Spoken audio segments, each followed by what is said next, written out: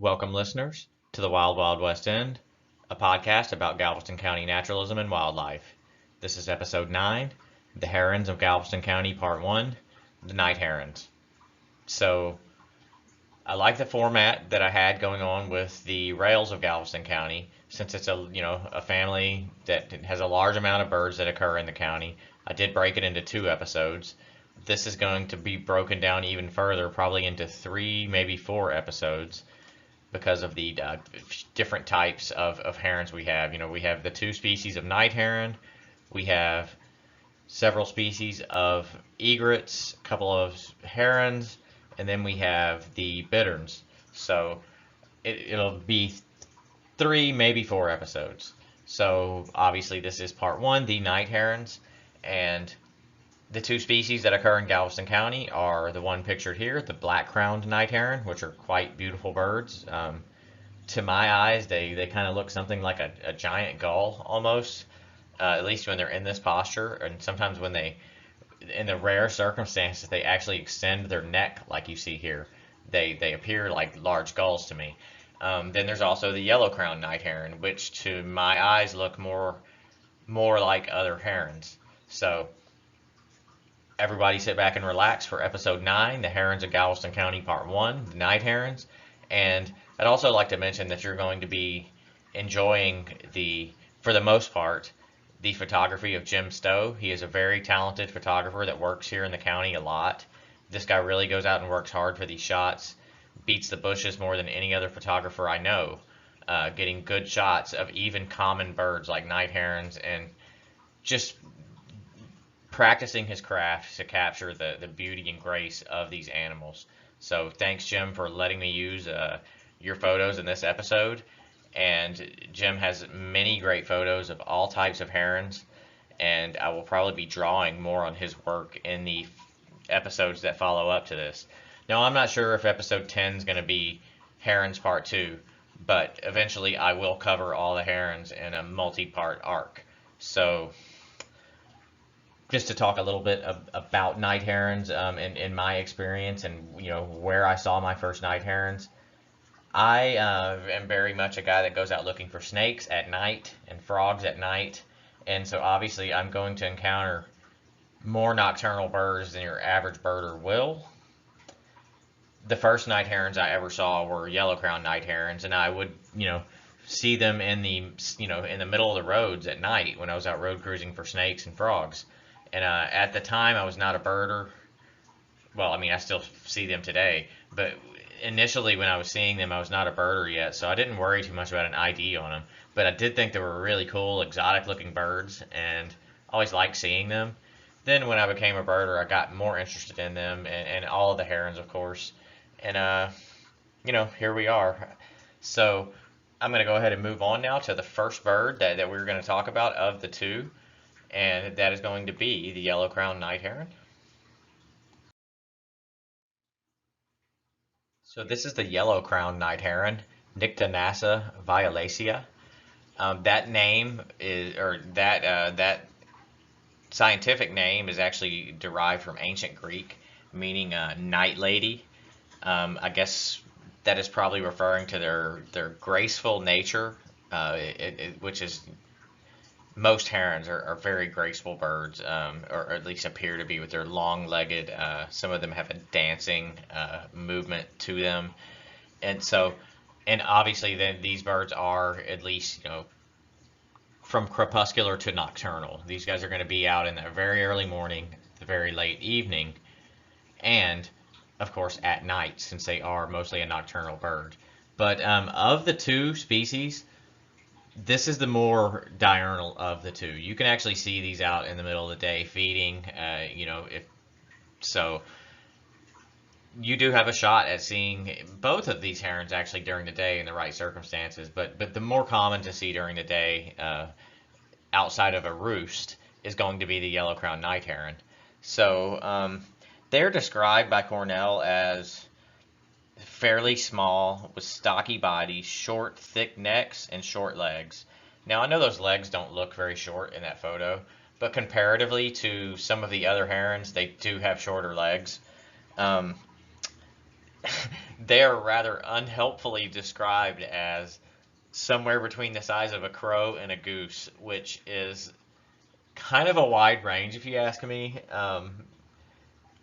But the only other thing I could compare them to is other small herons. So I guess that's about as good as you can do. You'll notice that orange eye. It kind of appears red sometimes, but when you see it next to the eye of, say, a black-crowned night heron's eye, which is red, you can definitely see that it's orange, and that does carry over to to their juveniles. The juveniles actually appear quite different, and the juvenile yellow-crowned night heron photo that I'm going to show you next is actually the only photo that is mine in this entire presentation. So that, as far as identification goes, they do have that white cheek, and of course I know it does appear white in this photo, but at the right time of year and the right plumage, that crown is in fact a creamy to bright yellow. Of the two species, they have a much thicker, broader bill, and they generally have brighter yellow legs. I've seen some black-crowned night herons with pretty bright yellow legs, but in general, the yellow crown has the brighter yellow legs of the two. So they're a distinct bird. It's hard to mistake them for anything else in their adult plumage.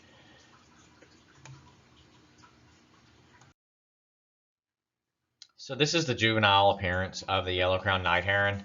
A lot of people see these and think that they are some other type of bird.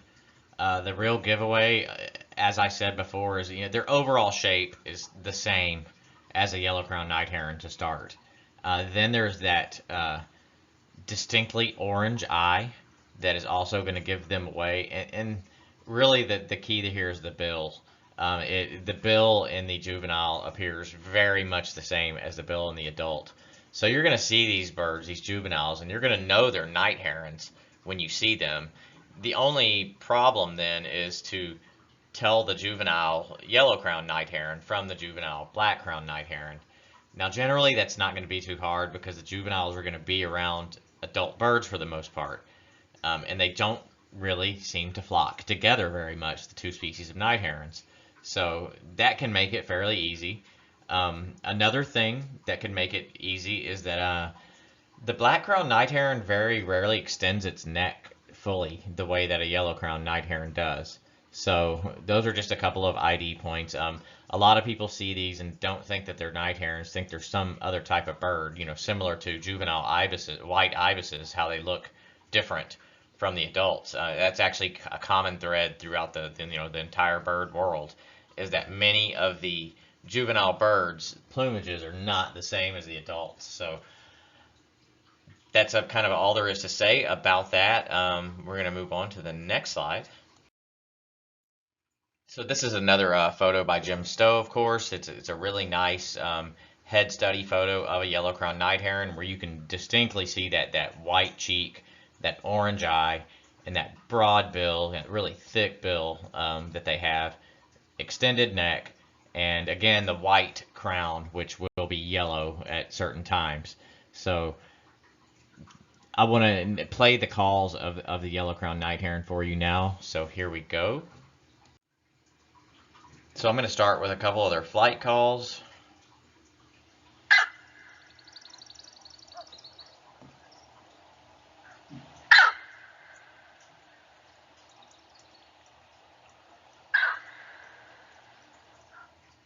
And then this is what's referred to as the scow call.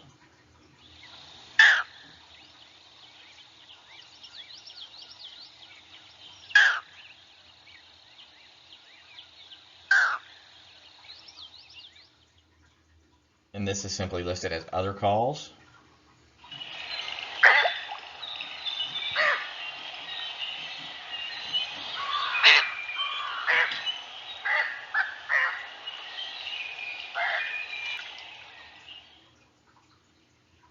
So as you can see, there's not a huge wide range of vocalizations that these birds make, making it easier to nail down an ID from a call. They do sound somewhat similar, especially their flight call, to the black-crowned night heron, but with a little bit of experience, they're pretty easy to tell apart. So that kind of wraps it up for the yellow-crowned night heron. And I'm not going to talk about their migration at this point because I'm going to do a section at the end about night heron migration. So on to the next slide. So here we have arrived with the second species that we're going to talk about. The black-crowned night heron actually comes from a separate genus than the yellow-crowned night heron. This is Nyctocorax, which it's derived from ancient Greek, and it means night raven. So partially that describes their habit of being nocturnal, and partially it describes what someone thought their call sounded like. They have a raven-like croak to their call, and this is another great photo by Jim Stowe. Good flight shot. You can see that the legs are fairly bright yellow on this bird, but not as much as the yellow-crowned night heron. These kind of appear of a more creamy yellow. And there's that distinct, very blood red eye, which, as I mentioned earlier, is different than the yellow-crowned night herons, kind of Halloween orange eye. You'll notice that bill is way more streamlined than that big honker of a bill that the yellow-crowned night heron has. And then there also is its namesake, the characteristic black crown on top of the head. And also, they're black across their back as well. You're going to notice that they're a much more bittern-like bird. They're very stocky in comparison, especially when they have their neck retracted, like right here. As I mentioned, they're rarely going to extend their neck, much more rarely than the yellow-crowned night heron, which is that is its normal posture is to have its neck extended. So here we are with the very different juvenile appearance of the black-crowned night heron. But you can see there's some commonalities: the more streamlined bill, the red eye, the squat bittern-like appearance. This bird actually looks something like a kookaburra to me. And notice the legs are not bright yellow. So then there are those white triangle markings are pretty distinct, where the juvenile yellow-crowned is going to have more of white dots on it. So I don't think I mentioned before, or maybe I did mention that these two types of birds are rarely going to flock together, actually. So you'll probably see adult black-crowned night herons in the vicinity of juveniles once again. So that can make the ID fairly easy. When you see the shape of the overall shape of the juvenile and the adult of both of these species, when they're near each other, the ID becomes obvious. So once again in this shot, you see that lack of an extended neck. That neck is fully retracted, very bittern-like appearance on this bird. Red eye, streamlined bill. This bird is, it's wading along, foraging in this photo. I want to play their calls for you now. So this is their flight call, the one that I talked about that is easy to identify them by.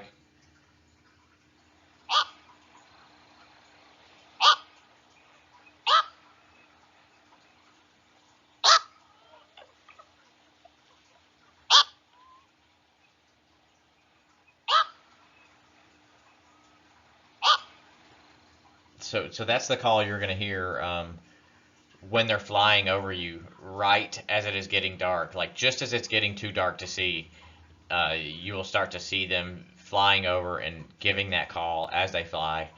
These guys are commonly mistaken for owls in the dark because of that, front heavy look that they have when it's just quite not light enough to see. So this is an alarm call, or this is their display call. I'll do this one first.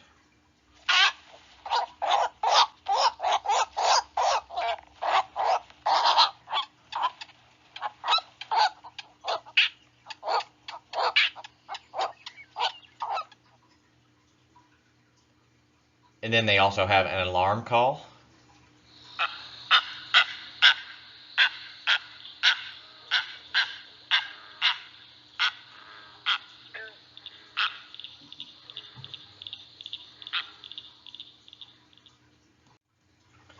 So that covers the calls. Now, as far as the relative size of this bird, I'm finding that Cornell's All About Birds is it's a little vague again on the black-crowned night heron. It describes them as, once again, size between a crow and a goose, but adds the additional detail that they are larger than a green heron, but smaller and thicker bodied than a great egret.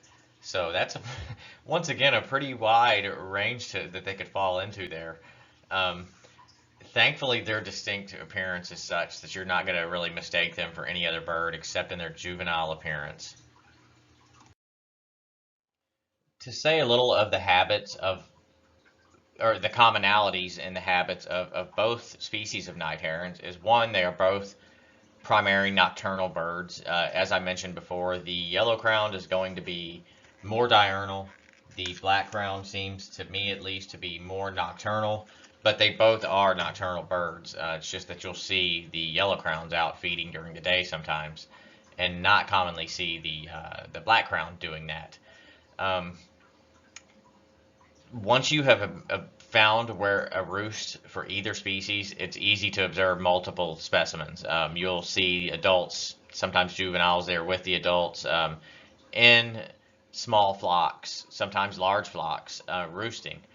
At least from my observation, the yellow-crowned night heron tends to roost on the ground in tall grass with just the head and yellow crown visible, and the black-crowned night herons tend to roost with their heads tucked in thick woody vegetation around the edges of ponds. So, is that a hard rule for either species? No, but that is, the way I have found them. Now, during the roost is actually the best time to observe the black-crowned night herons, because you can kind of slip up to the edge of the water, and some of them will wake up. And maybe if you're lucky, they won't flush, and they'll sit there and let you get a really good look at them. But I found that they usually flush as soon as a person, discovers their roost. Now, these are both migratory birds with different migratory habits.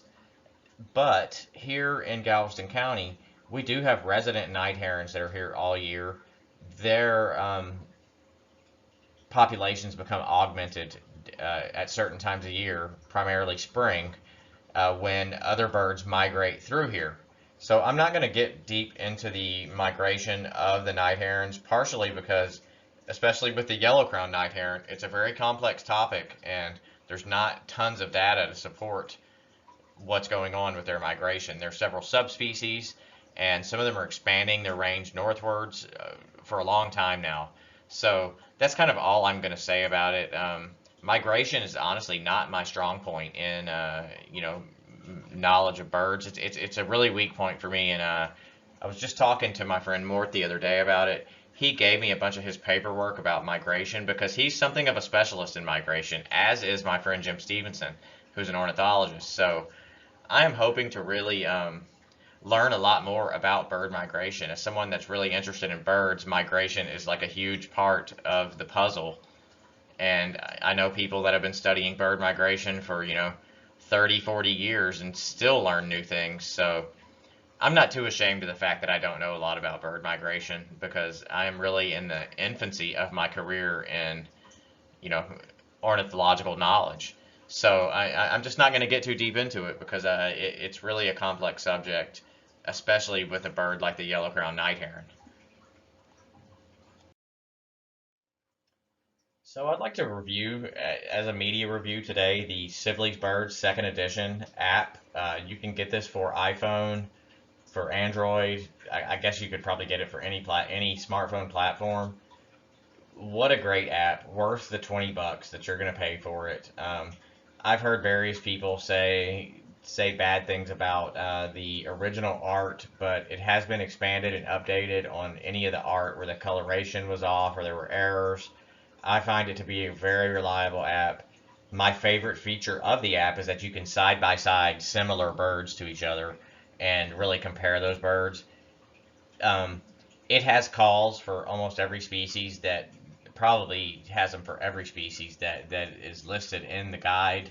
A lot of the calls that you hear on at least my birding episodes come from the Sibley's app, and I did actually email the people at Sibley's about that and try to get permission to use the sounds in my podcast, but I never did receive a response from them in that.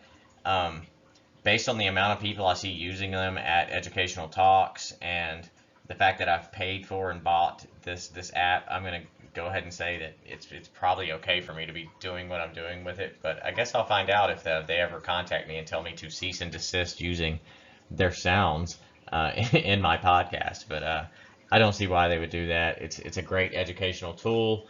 I've already paid for it. Um, it's like I said, it's a good resource. Has all the calls, has really great art, um, tons and tons of birds in it. Yeah, I guess that's kind of all there is to say. That I support the Sibley's app. Unlike a lot of other apps, it's not free. It's $20, but I found it to be better than those free apps. So you're paying for it for a reason. Um, there are other similar apps out there that I've also used and was happy with, but I've not been as happy with any of them as I have with Sibley's Birds Second Edition. So there you have it. I recommend wholeheartedly that you use the Sibley's Birds Second Edition app. It's been a real help to me, especially with all those subtle sparrow calls and the small variations between different types of birds. It's really makes it really easy when you can side by side those birds and look at them. So here we are at the wrap up, the end of episode 9, the Herons of Galveston County, part 1, the night herons. I hope you've enjoyed learning at least, or I hope you've learned at least a little bit about night herons, maybe a lot about night herons. They're really cool birds that are fairly easy to find in Galveston County if you know the habitat to look in and you know their habits. So go out, find yourself both species of night herons in the county or wherever you are if they do in fact dwell there. Um, Everyone have a nice night. This has been the Wild Wild West End, episode 9. Have a nice night.